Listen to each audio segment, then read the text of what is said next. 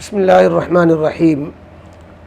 इतवार की ख़ुसूसी महफ़िल सवाल जवाब की नशिस्त में नाज़रीन किराम का खैर मक़दम है। हमारे सामने आज भी कई सवालात हैं और ये सवाल जवाब का सेशन 75वां है। जनाब अब्दुल्ला साहब कहते हैं, क्या समझदार बच्चे पहली सफ़ में खड़े हो सकते हैं? इन्हीं का दूसरा सवाल, नमाज में अगर कोई कीड़ा मुंह में चला जाए तो क्या हुक्म है? पहला सवाल जो है, समझदार बच्चे पहली सफ़ में खड़ा होना, जवाब ये है कि अगर कई बच्चे हैं और समझदार हैं और वो तो उनकी सफ़ बिल्कुल पीछे अलग बनानी चाहिए, और अगर वो ज़्यादा छोटे हैं तो ज़्यादा छोटे, जो 5 साल से भी छोटे हैं जिनसे ख़तरा है कि पेशाब पखाना तक कर दें, उनको तो मस्जिद में लाना ही मना है। इस पर हमारी एक वीडियो भी मुस्तकिल है जो जदीद मसाइल में है, मौजूद है, उसको तलाश करके या डिस्क्रिप्शन में उसका नंबर दिया जाएगा, देख लीजिएगा। तो उसमें समझदार बच्चों को इक्का दुक्का है और ये ख़तरा है कि अगर ये जो है इनको अगली सफ़ में किसी बड़े के बगल में नहीं खड़ा किया गया तो ये परेशान होंगे, या जामा मस्जिद है, बड़ी मस्जिद है, भीड़ में इनके खोने का ख़तरा है या रोने गाने लगेंगे तो इनको बड़ों की सफ़ में खड़ा किया जा सकता है। बेहतर है किनारे कहीं इनको खड़ा कर लिया जाए। और दूसरा जो सवाल है कि नमाज में अगर कोई कीड़ा मुँह में चला जाए तो क्या हुक्म है? अगर कोई ऐसी चीज़ है जिसको आप हलक में चली गई तो अब उसको भूल जाइए, हलक में चली गई उसको खांस खकार के अपना नमाज जारी रखिए। कोई ऐसी चीज़ है उसको आप मुंह में है, उसको आप फेंक सकते हैं तो फेंक दें, उसको झटक दें, उसको जो दाएं बाएं कहीं जो है जिस तरह से मामूली सी खकार वगैरह वो कपड़े में ले लें, दामन में ले लें, तो बहरहाल उसको बाकी नमाज बाकी रहेगी। लेकिन अगर वो कोई ऐसी परेशान कुन चीज़ है कि मुंह में जाने के बाद मुसलसल आपकी नमाज़ पढ़ना दूभर हो रहा है तो आप उसके लिए नमाज़ तोड़कर मुंह साफ़ करके कीड़ा वगैरह हटा करके कुल्ली वगैरह करके फिर से नमाज़ शुरू करें। ऐसी सूरत में नमाज़ तोड़ने का गुनाह नहीं होगा। तीसरा सवाल, जनाब नवेदुल्ला साहब कहते हैं, अक्सर लोगों से सुनते हैं कि घर में इंसानों या जानवरों परिंदों की तस्वीर लगी होने पर फरिश्ते घर पर नहीं आते, ये बात कहाँ तक दुरुस्त है? बिल्कुल दुरुस्त है। किसी भी जानदार चीज़ की तस्वीर आवेज़ा होगी, इंसान की हो, किसी जानवर की हो, किसी परिंदे की हो, किसी जानदार की तस्वीर को सजा करके अगर लटकाया गया होगा तो ऐसी सूरत में जो है रहमत के फ़रिश्ते घर पर नहीं आते। मौत का फ़रिश्ता तो आएगा लेकिन रहमत के फ़रिश्ते नहीं आते हैं। हदीस पाक में वाक़या मशहूर है कि एक पर्दा जो है हज़रत आयशा रज़ी अल्लाह तआला अन्हा ने लटका रखा था। नबी करीम अलैहिस्सलातु वस्सलाम आए, वापस चले गए तो उनको फ़िक्र हुई तो नबी करीम अलैहिस्सलाम ने बताया कि ये जो तस्वीर लटकी हुई थी पर्दे के अंदर, इसकी वजह से मैं नहीं आया। तो आप हज़रत आयशा रज़ी अल्लाह तआला अन्हा ने उस पर्दे को हटा दिया और उसको सी करके गद्दे में कर दिया ताकि ये तस्वीर की पर बैठा जाए, तस्वीर की बेहुरमती हो। तो तस्वीर अगर लटकी भी होगी तो उसमें फिर रहमत के फ़रिश्ते नहीं आती, ये बात सही है। इसलिए इससे परहेज़ करना चाहिए। अगला सवाल जनाब इरशाद साहब का, कहते हैं, जानबूझकर बग़ैर टोपी के नमाज़ पढ़ना कैसा है? खिलाफ़ अदब है। टोपी नमाज के आदाब में शामिल है। नबी करीम अलैहिस्सलातु वस्सलाम ने एक मरतबा के अलावा पूरी हयात मुबारका में हर नमाज टोपी के साथ ही अदा की है, लिहाजा टोपी सुन्नत है। बग़ैर टोपी की एक नमाज अगर अदा कर ली उसकी कोई तावील भी की जा सकती है और जायज़ नमाज तो जायज़ वैसे भी हो जाती है। तो हो सकता है नबी करीम अलैहिस्सलाम ने बयान जवाज़ के लिए बग़ैर टोपी की एक मरतबा नमाज पढ़ ली हो, लेकिन आपने जो पूरी हयात मुबारका में जो आपकी सीरत से चीज़ साबित है वो टोपी के साथ और साथ साथ कभी कभी पगड़ी के साथ नमाज साबित है। इसलिए हमें भी टोपी की आदत डालनी चाहिए। अगला सवाल जनाब अब्दुल अहद साहब, उन्होंने एक ऑडियो में अखबार ख़रीदने और फिर एक दूसरी ऑडियो साथ में जोड़ी है, फतवे से मुताल्लिक़ सवाल किया है। इनके सवाल का हासिल ये है कि अखबार पढ़ने से मुताल्लिक़ हमने मुख्तलिफ़ उलमा से पूछा कि अखबार में तस्वीरें भी होती हैं, फोश मज़ामीन भी होते हैं, तो अखबार पढ़ना चाहिए नहीं पढ़ना चाहिए? 3 मुफ्तियों से पूछा, तीनों ने अलग अलग जवाब दिए। तो क्या आपका क्या मशवरा है? तो हम चौथे मुफ्ती साहब हो जाएंगे, फिर आप 5वें से पूछिएगा कि 4 से पूछा, 4 के जवाब अलग हुए, तो आप बताइए, फिर 5वें का हवाला देकर छठे से पूछिएगा। ये गलत तरीक़ा है। जिस पर आपको एतमाद हो, जिसके जवाब से आपको इत्मीनान मिलता हो, आप उससे सिर्फ अपना सवाल रखा करें और उसका जो जवाब मिले उस पर अमल किया करें। बाकी आपने चूँकि मशवरा चाहा है अखबार के बारे में, तो हमारे बुज़ुर्गों के इस सिलसिले में मशवरा यही होता है कि जिन हज़रात को जो है हालात हाज़िरा पर कुछ फ़ैसले लेने होते हैं, मशवरे देने होते हैं, नज़र रखनी होती है। जैसे सियासत से जुड़े हुए लोग हैं, मजहबी पेशवा हैं, या जो है मिली कारकुनान हैं, या मसलन जो है किसी तंजीम से जुड़े हुए हैं, जिनको हालात हाज़िरा रख कर को सामने रख कर के उन्हें कुछ बाखबर रहना ज़रूरी है, तो उनके लिए अखबार देखना मजबूरी है। वो फ़वाहिश से बचते हुए और इस तरह की तस्वीर से और गलत चीज़ों से बचते हुए अखबार को देख सकते हैं, जैसा कि मोबाइल भी इन्हीं शर्तों के साथ चला सकते हैं। और अगर बाकी उन लोगों के लिए जिनको कोई ज़रूरत नहीं है अखबार वगैरह पढ़ने की, तलबा हुए, इसी तरीके से ख़वातीन हुई या जो है और बच्चे हुए, तो इनको अखबार वगैरह से परहेज़ करना चाहिए। जो अपने ऊपर काबू नहीं रख पाते हैं, वो अखबार हाथ में आते ही उनके सामने तस्वीरों पर निगाहें जाती हैं और गलत चीज़ों पर उनके हाथ पड़ते हैं। तो एहतियात इसी में है कि नुकसान से बचने के लिए इस फ़ायदे को भी छोड़ दिया जाए। बाकी जो मिली चीज़ें हैं जो अखबार में जिनके मज़ामीन आने हैं और जो जैसा कि अर्ज़ किया, तो ऐसे लोग अखबार से ताल्लुक़ रखें और ज़रूरत की हद तक ताल्लुक़ रखें, तो कोई हरज की बात नहीं होगी। बाकी आपने ये जो पूछा कि हमने एक मसला किसी आलिम से पूछा, उसने गलत बता दिया, हमने उस पर अमल कर लिया, बाद में मालूम हुआ कि वो मसला गलत था, तब क्या गुनाह होगा? तो अगर उसने मसला बताने में जानबूझकर कोई कोताही नहीं की है, बल्कि किताब को देख करके और सही मालूमात के मुताबिक अपनी हद तक उन्होंने कोशिश करके सही जवाब दिया है, तो वो अल्लाह के यहाँ नहीं पकड़े जाएंगे, उस पर अमल करने वाला भी मासूर होगा। लेकिन आलिम ने कोताही की होगी या जिसने पूछा था उसको सही जवाब भी दूसरी जगह से मालूम हो गया था, उसे पहले ही पता चल गया था कि आलिम साहब से चूक हो रही है, फिर भी उस पर अमल कर रहा है, तो ये भी शामिल हो जाएगा उसके साथ। जिस तरीके से आदमी किसी अच्छे डॉक्टर से इलाज कराता है, ऐसे किसी अच्छे आलिम से मसला पूछना चाहिए। ऐसे लोगों से जो आम तौर पर इस तरह की जो है कोताहियाँ कर जाते हैं, तो उनसे जो है मसाइल पूछने से परहेज़ करना चाहिए। अगला सवाल जो है जनाब कौन साहब हैं, ज़ियाउल इस्लाम साहब, कहते हैं सुतरा क्या होता है? कमेंट में पूछा सुतरा कि नमाज में आगे सुतरा कर लिया जाए। सुतरा के माने आड़ के आते हैं।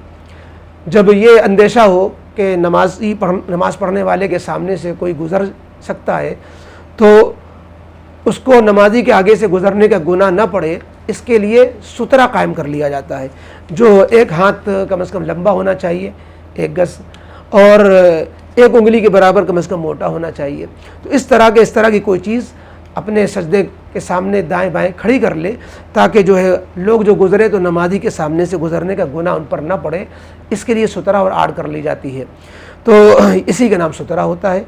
इसके मुताल्लिक़ हदीस पाक में हुक्म दिया गया है सुतरा कायम करने का। अगला सवाल साजिदा खातून ये कमेंट में पूछती हैं, क्या इद्दत में रोना गुनाह है? भाई इद्दत तो तकलीफ़ के दिन अय्याम होते हैं, शौहर दुनिया से जा चुका होता है, उसमें तो रोना आता ही है, रोना गुनाह क्यों होगा? बल्कि आप अगर ये सवाल करती हैं क्या इद्दत में हंसना गुनाह है, तो शायद सवाल का एक मौका होता। रोना तो आदमी, बेवा औरत रोएगी नहीं तो और क्या करेगी? हाँ, नौहा करना ये मना है, यानी चीख पुकार के साथ रोना, बेसब्री का मुजाहरा करना, वरना जुदाई के गम में रोना आए, साथ में अल्लाह के फ़ैसले पर राज़ी भी हो, सब्र भी करे, तो उसमें कोई हर्ज नहीं है। अगला सवाल हसन उस्मानी, कहते हैं क्या पानी में दम करके पीने में कोई हरज है? पानी में दम करके पीने में कोई हरज नहीं है। दम बचाने के लिए पानी में दम करके पिया जाए, क्या हरज है? नबी करीम अलैहिस्सलातु वस्सलाम ने खाने में पीने में दम किया है, बरकत के लिए भी दम किया है, और आपका मौजिज़ा भी ज़ाहिर हुआ कि आपने किसी खाने में दम कर दिया तो खाने में बरकत हो गई।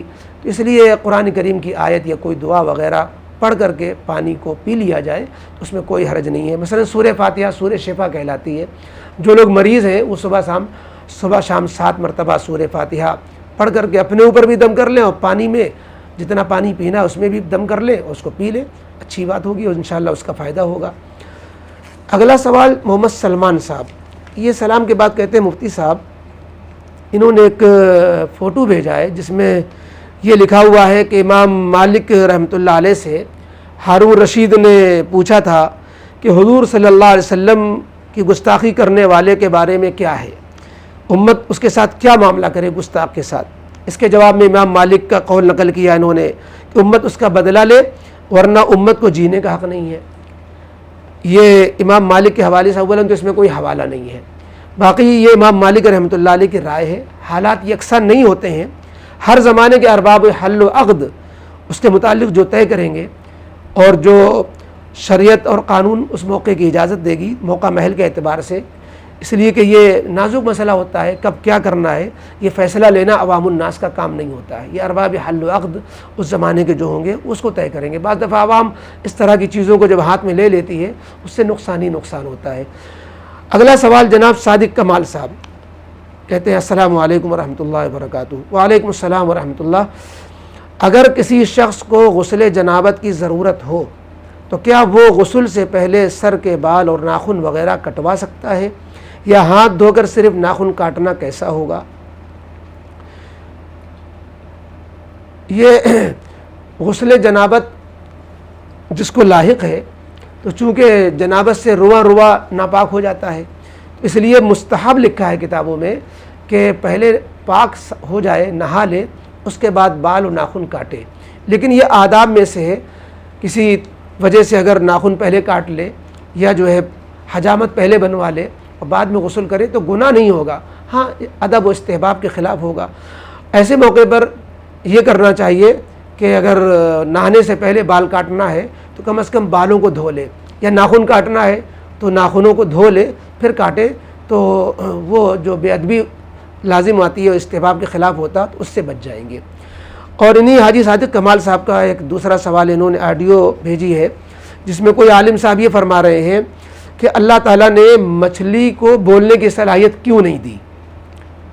और इमाम गज़ाली रहमतुल्लाह अलैह के हवाले से उन्होंने मुकाशफतुल क़ुलूब से ज़िक्र किया है नुक्ता कि वो मछली जो है इसने समंदरी जानवरों को फूंक दिया कि शैतान वगैरह के। ये जो ऑडियो है, मुझे ऑडियो का पूरा मजमून मुस्ताज़र नहीं रहा, लेकिन जवाब ये है कि इस तरह के नुक्ते ये जो इबादल वक़ू होते हैं, ज़रूरी नहीं है कि ये नुक्ते अपने वाक़ई एतबार से सही हों, इसलिए कि ये मजमून किसी हदीस में या किसी सनद से तो साबित नहीं है। बाज़ दफ़ा जो है इस तरह के नुक्ते जहन में अल्लाह ताला डालते हैं, लोग किताबों में लिख देते हैं, उसके नुक्ते का कोई मानना ना मानना जो है कोई ज़रूरी नहीं है। कोई आदमी इस तरह के अगर गौर करें आप तो मछली नहीं बल्कि और भी जानवर ऐसे मिल जाएंगे, हशरातुल अर्द में बिच्छू है या और चीज़ें हैं कि कभी नहीं सुना गया वो बोलते हो, उनकी कोई आवाज़ किसी ने सुनी हो, इस तरह की कुछ और चीज़ें भी हो सकती हैं मखलूक में। तो लिहाजा ये ज़रूरी नहीं है कि मछली ही अकेले न बोलने वाला जानवर है और बाकी सारे जानवर बोलते हैं। बाकी वो नुक्ता भी सही हो सकता है जो उन्होंने ज़िक्र किया है, बाकी वो किसी सही सनद के साथ अब तक हमने किसी किताब में नहीं पढ़ा। अगला सवाल जनाब ज़ियाउल इस्लाम अंसारी साहब, इन्होंने फ़जर की सुन्नत छोड़ने से मुताल्लिक़ एक ऑडियो में सवाल किया है और इन्होंने ये पूछा है, फ़जर की सुन्नत से मुताल्लिक़ चंद सवाल किए, बल्कि इनके 5-6 सवाल हैं कि फ़जर की सुन्नत किन सूरतों में अदा करना है और किन सूरतों में छोड़ना है। चूँकि इनका सवाल जवाब 5-6 शेखों पर मुश्तमिल है, हम चाहेंगे कि इस ऑडियो को सुन करके पूरा जवाब एक अलग जो है उसकी क्लिप में तैयार कर दें ताकि उससे भरपूर इस्तिफ़ादा किया जा सके। इसलिए कि उनकी क्लिप सुने या फिर उसका जवाब दें तो हमारा ये जो मुख्तसर जवाब का ये नशिस्त होती है उसमें ये लंबा हो जाएगा। तो इंशाअल्लाह हम इसको वादा करते हैं, इंशाअल्लाह किसी मौके से 1-2 रोज़ में 2-4 रोज़ में इनके सवालों की अलग जवाब बना दे दिए जाएंगे जिसमें इन्होंने 5-6 सवाल किए हैं। अगला सवाल मोहम्मद फरमान कानपुर, मुफ्ती साहब मेरा ये सवाल है कि अगर चेस बिना गेबलिंग टाइम की बर्बादी के बगैर भी दिमाग तेज़ करने के लिए खेला जाए तो क्या वो जायज़ है, और अगर फिर भी हराम है तो उसकी माफ़ी कैसे होगी, क्योंकि मैंने अभी तक 400 मैच खेला है। वाह भाई, यानी आजकल नौजवान किन चीज़ों में मशगूल है इससे अंदाज़ा होता है। 400 मैच आप खेल चुके हैं। देखिए, ये जो दिमाग तेज़ करने की बात आपने कही, चेस है, शतरंज है, इसी तरीके से गुट्टी वगैरह जो खेली जाती हैं, कैरम बोर्ड वगैरह, इनसे दिमाग थकता है, दिमाग तेज़ नहीं होता। गलत है ये बात कि इन खेलों से दिमाग तेज़ होता है, इनसे दिमाग कमज़ोर होता है, दिमाग थकता है, इसीलिए खेलने के बाद दिमाग पे बोझ महसूस होता है। ये दिमाग की वर्जिश नहीं है। इसलिए ऐसे खेलों की शरीयत में जो है पजीराई की गई है, हिम्मत अफजाई की गई है, जो दौड़ भाग वाले हैं, वर्जिश वाले हैं, जिसमें जिस्मानी सेहत बढ़ती है, ये इस तरह के खेलों से परहेज़ करना चाहिए जो दिमाग को थकाते हैं। ये जो चेस है और इसमें अगर जुए के लगाएंगे तब तो बिल्कुल हराम है, जुआ की शर्त हो जाए, किसी हार जीत की शर्त हो जाए। हाँ, अगर हार जीत की शर्त ना हो और जैसा कि आपने कहा दिमाग तेज़ करने के लिए खेल रहे हैं, यूँ ना कहिए यूँ कहिए टाइम पास करने या टाइम बर्बाद करने के लिए खेल रहे हैं, तो मकरूह फिर भी है। इस तरह के खेल कराहत से खाली नहीं है। उसमें अगर टाइम ज़्यादा बर्बाद करेंगे तो मकरूह तहरीमी बन जाएगा, और अगर हार जीत की शर्त लगा देंगे तो बिल्कुल हराम हो जाएगा। बाकी इसकी तौबा कैसे करें, माफ़ी कैसे होगी? तौबा कर लेने से हर गुनाह की माफ़ी हो जाती है। आइंदा परहेज़ करें, अल्लाह से तौबा करें कि अल्लाह हमने खामखा वक्त बर्बाद किया, आइंदा इससे बचने की तौफीक नसीब फरमा। नदामत करिए, आइंदा परहेज़ करिए। अगला सवाल जनाब सुभान साहब, इन्होंने भी एक फ़ोटो भेजा और पूछा है, हज़रत इसको पढ़ सकते हैं या इससे कुछ और बेहतर हो वो बता दीजिए। जो इन्होंने फ़ोटो में दुआ भेजी है, अल्लाहुम्मा खिर ली वख्तर ली, ये इसके माना है कि अल्लाह मुझे चुन लीजिए और मेरे लिए जो पसंदीदा चीज़ हो मुझे अता कर दीजिए।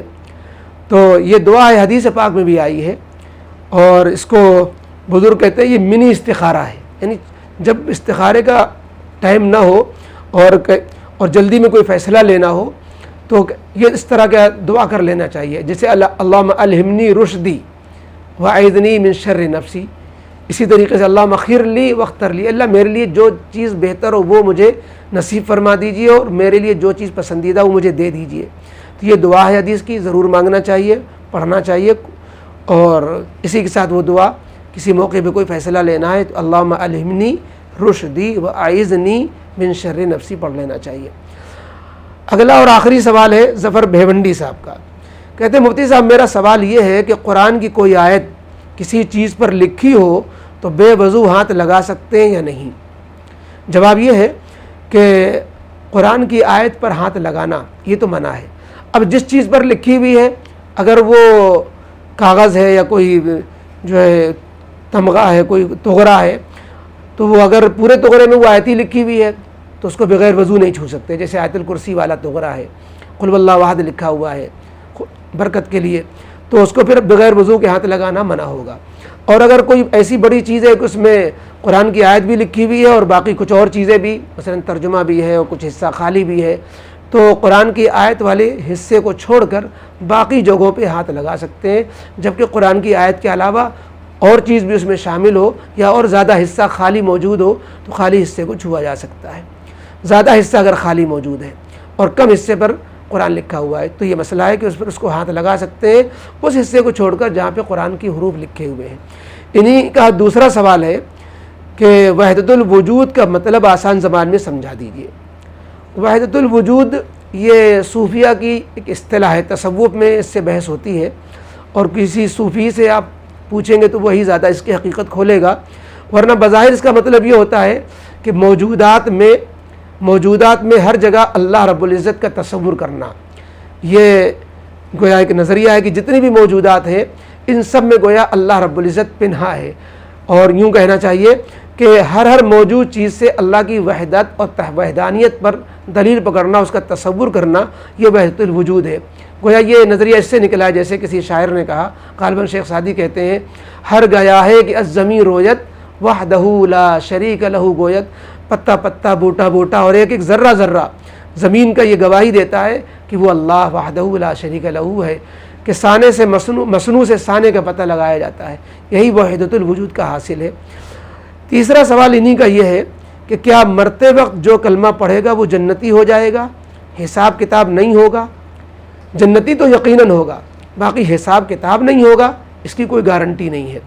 हिसाब किताब के दर्जात हैं, हिसाब यसीर भी होता है और हिसाब असीर सख्त हिसाब भी होता है, आमाल का भी हिसाब होता है, ईमान का भी हिसाब होता है, और भी आमाल में भी नमाज़ों का हिसाब है, बंदों के हुकूक का हिसाब है।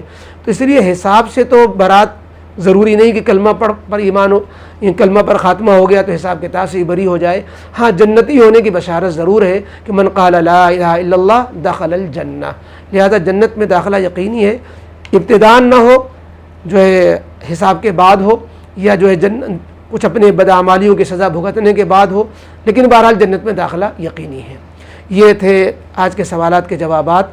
इसमें जो सवाल के जवाब तफसीली देना है, एक दो वीडियो, वो इंशाअल्लाह वो बाद में दे दिए जाएंगे। हम उनसे जो है इंतज़ार की माज़रत चाहते हैं। बाकी इंशाअल्लाह अगले नशिस्त में फिर मुलाकात होगी। आपसे गुजारिश है कि हमारे इन सवाल जवाब से अगर आपको कुछ फ़ायदा महसूस होता हो तो दूसरों को भी शेयर कर दिया करें, इंशाअल्लाह इससे भी आपको सवाब मिलेगा। अस्सलामु अलैकुम व रहमतुल्लाहि व बरकातहू।